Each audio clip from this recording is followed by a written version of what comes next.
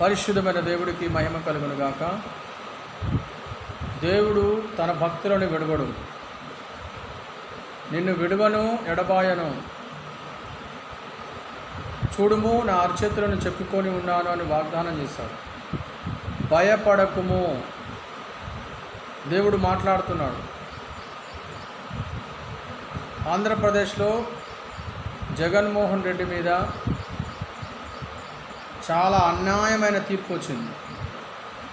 ప్రజలకు ఎంతో మేలైన పథకాలు చేస్తే అవమానకరమైన తీర్పునిచ్చారు.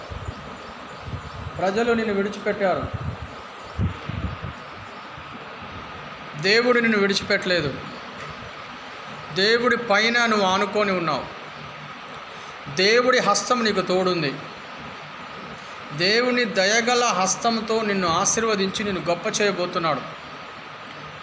శ్రమలో నాకు మొరపెట్టుము, నేను నీకు తోడై ఉండేదను, నిన్ను విడిపించి నిన్ను గొప్ప చేస్తాను, దీర్ఘాయువు చేత నేను తృప్తిపరుస్తానని దేవుడు కీర్తన గ్రంథంలో మాట్లాడుతున్నాడు.